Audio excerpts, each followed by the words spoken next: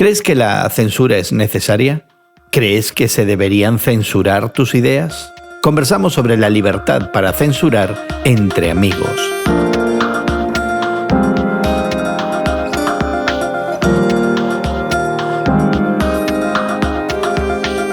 Gracias por acompañarnos entre amigos, esta conversación semanal sobre la fe cristiana y el mundo contemporáneo con Elsa Masón, Guillermo Serrano y tu servidor Gerson García. Hoy conversamos sobre la creciente validación de la censura como una forma de eliminar aquello que la gente no quiere oír. Pero antes queremos invitarte a que te suscribas al podcast que acompaña este programa y que encontrarás en tu plataforma de podcast favorita. Nuestro podcast expande la conversación con mayor detalle, te ofrece enlaces a los recursos que mencionamos hoy y además podrás dejarnos tu opinión y acceder a nuestros archivos. Encuéntralo como Entre Amigos con Gerson García en Apple Podcasts, Google Podcasts, Spotify o en cualquier plataforma donde consigas tus podcasts. Te recomendamos que te suscribas hoy mismo. Hoy conversamos sobre el creciente aumento de la censura en una cultura donde cada vez soportamos menos considerar aquello que nos incomoda. La censura no es algo reciente. A lo largo de la historia, cada imperio, gobierno o estado ha tratado de neutralizar esas ideas y expresiones que le son contrarias o que se consideran una amenaza existencial. Uno podría afirmar que hay expresiones que son ofensivas, dañinas, no aptas para ciertos grupos y que deberían ser censuradas de raíz. Y yo de hecho puedo pensar en alguna de esas ideas. Pero también uno podría afirmar su propio derecho a expresarse libremente sin que nada ni nadie se lo impida. Así que, Elsa, Guillermo, empecemos por definir ¿qué es la censura? Pues estoy viendo un diccionario que dice que es la acción de examinar una obra destinada al público, suprimiendo o modificando la parte que no se ajusta a determinados planteamientos políticos, morales o religiosos. Para mí fue una verdadera sorpresa cuando, habiendo vivido en España y por supuesto en mi propio país, Chile, fue una verdadera sorpresa encontrarme con la censura artística de eliminar, por ejemplo, a los que hacían caricaturas, es decir, una manera muy infantil de presentar una crítica social o política o incluso religiosa, y que uno se sonríe o se ríe ante la salida del autor. Sin embargo, a algunos regímenes políticos, militares, les parecía que eran peligrosos porque atentaban contra la seguridad interior del Estado. Una caricatura atentando contra la seguridad del Estado. Después llegué a comprender el temor que se apodera de los que ejercen un poder tiránico de ser objeto de burla, de ser objeto de la sátira, y entonces logré entender que no son solamente los enemigos políticos los que hay que censurar, pero también el arte. Y ahí caían, por ejemplo, las películas, obras teatrales, obras de literatura. En algunos países fueron prohibidos muchos libros. Por lo tanto, la censura les hace mal a aquellos que son regímenes tiránicos. Yo creo que la censura tiene su lugar en ciertas cosas, pero qué difícil ser la persona que la aplica, ¿eh? Es mucha responsabilidad, ¿verdad? Ser parte de esos grupos de censura. Yo creo que no siempre es mala y también no es algo estático. Yo creo que debemos de recordar que pues la censura la aplicamos, ¿verdad? Como padres a los hijos, ¿verdad? O no exprese ciertas ideas o así no se dice o hay que, ¿verdad? Hay un elemento correctivo. Y yo creo que lo que has apuntado, Elsa, es esta dinámica ambivalente en el que muchos de nosotros, si somos honestos y se nos pregunta si la censura es válida, diríamos, cuando se trata de mis ideas, no. Cuando se trata de ideas que yo percibo como amenazantes del otro, sí. Yo no estoy de acuerdo con que la censura sea buena, porque creo en la idea de que el hombre tiene que ser libre en todas sus expresiones artísticas, culturales, filosóficas. Y eso, si nos gusta o no, es otra historia. Sí, yo creo que la censura es corregir, reprobar o notar por malo algo.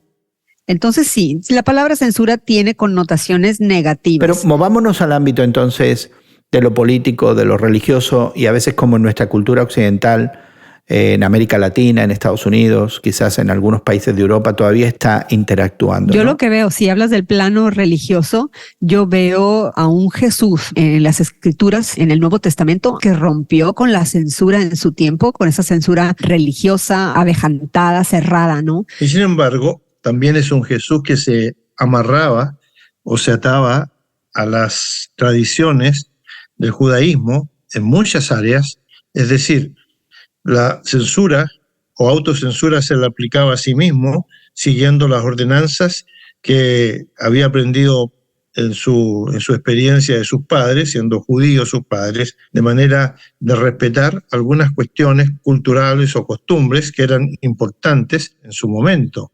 Es decir, la autocensura estaba presente en él y con esa misma autoridad censuraba, por ejemplo, a los líderes religiosos y les hacía ver los problemas que ellos tenían, a no entender la espiritualidad de alguna de las enseñanzas, y haciendo obras de bien, también enseñaba hasta dónde llegaban quizás esos límites.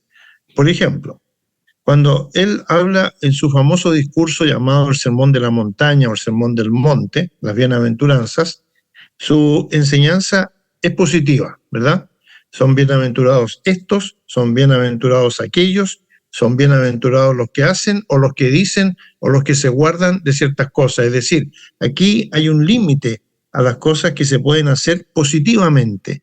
Hay una censura positiva, no se puede ir más allá o no se puede ir a menos. Hay una norma de vida y esa cualidad que tiene la enseñanza de Jesucristo a veces les pasa por alto a muchos líderes religiosos que no están de acuerdo con algunos textos o por lo menos no los practican porque significa de alguna manera una renuncia a nuestra zona de comodidad en muchas cuestiones que nosotros queremos respetar para, qué sé yo, que no se nos incomode, por último. Pero si yo entiendo bien el cristianismo, y esto es algo muy personal, a lo mejor yo estoy equivocado, pero si entiendo bien el cristianismo, mi fe en Jesucristo me emplaza en una posición contestataria frente a un mundo que no conoce de Cristo.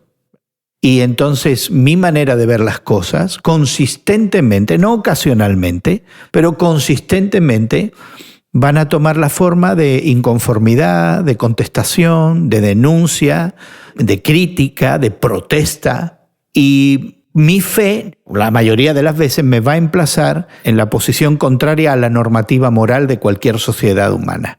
Y es por eso que Jesucristo, cuando llega, es rechazado y eventualmente muere injustamente, perseguido por los poderes del momento, políticos y religiosos, ¿verdad? No encaja y entonces crea esta fe contestataria que en el mundo no encaja. No importa si el país es de derecha, de izquierda, capitalista, marxista, de arriba o de abajo, del norte o del sur. El cristianismo, cuando llega a una sociedad humana, no encaja. Entonces esto me plantea a mí la necesidad de aspirar a verme en un ambiente social donde yo pueda ejercitar la crítica sin ser censurado.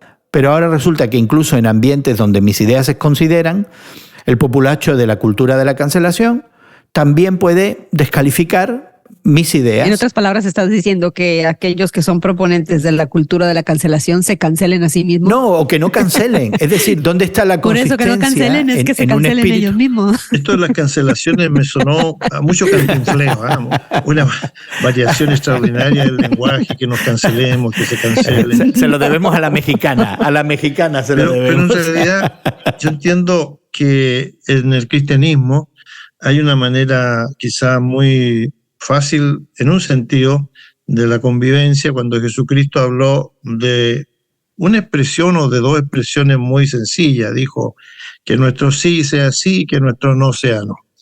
Y yo cuando miro esas enseñanzas que parecen simples, aunque son profundas, están hablando acerca de un comportamiento en que la persona tiene que ser honesta, ser sincera, ser transparente, respetar a los que están al lado, y llevar un mensaje que sea positivo, sin que esta positividad, si lo vamos a decir así, signifique traspasar normas morales o normas de comportamiento que sean aceptables por la sociedad. Y yo creo honestamente que hemos llegado a un punto en nuestra cultura occidental, cristiana y contemporánea, en donde tenemos tanto miedo de ser nosotros mismos, porque con nuestras actitudes podemos ofender a otros, que llegamos a la censura o a la autocensura. Es decir, no voy a decir lo que creo ni lo que pienso porque puedo ofender a otros. Y resulta que a veces es necesario decir lo que pienso o lo que creo porque realmente necesitamos algún tipo de integridad en las acciones y en el lenguaje que estamos usando. El cristianismo, en última instancia, desde mi perspectiva, significa ser personas que actúan con honestidad y con transparencia porque interiormente han sido transformados. No tienen la mala intención de dañar a las personas. Los cristianos tienen la buena intención de beneficiar a las personas. La cuestión está en el hecho de que tenemos que ser personas que rescatemos la simpleza del lenguaje, por una parte, y la simpleza en las acciones, para que entonces los demás puedan ver que somos personas que tenemos algunos fundamentos, algunos valores que queremos expresar a través de esas acciones. Yo pienso que hay un valor universal, un valor que creo que es un valor cristiano, ¿verdad? El censurar aquello que le cause dolor u opresión al otro.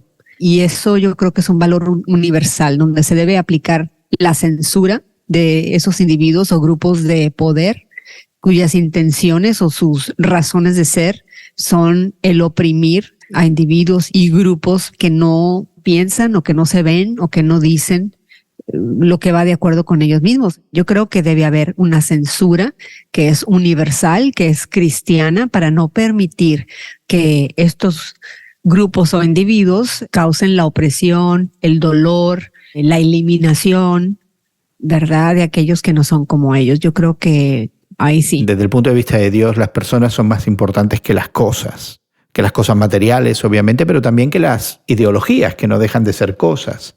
Y creo que a veces ponemos nuestras ideologías, ya sean políticas o religiosas, por encima de las personas cuando vemos que Jesucristo verdaderamente miraba a la persona, que es lo que Jesucristo al final de cuentas hacía, ¿verdad? Ver al individuo en el momento en el que se encuentra y tener una respuesta que no lo eximía de responsabilidad, pero que al mismo tiempo ofrecía una puerta de esperanza, de misericordia, de restauración, de beneficio, ultimadamente, ¿verdad?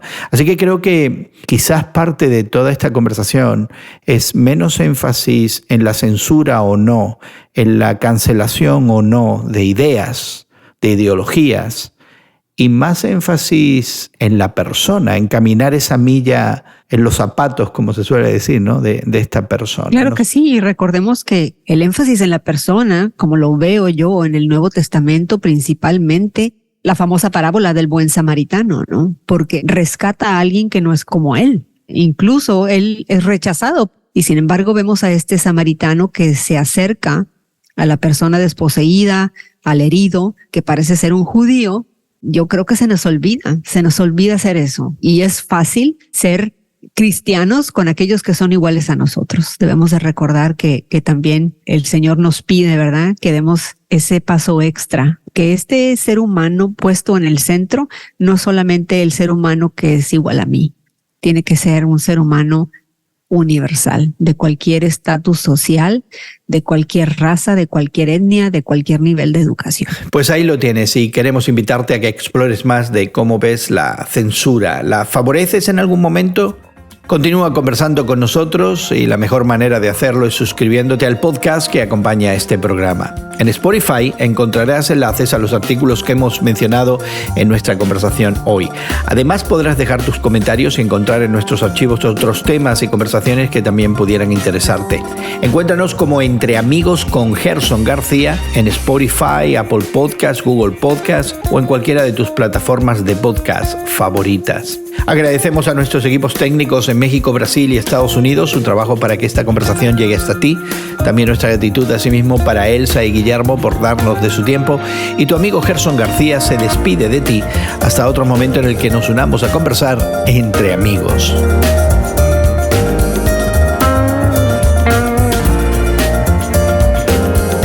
Entre Amigos es producido por Eventual Media y distribuido por Radio Moody para ministerioreforma.com.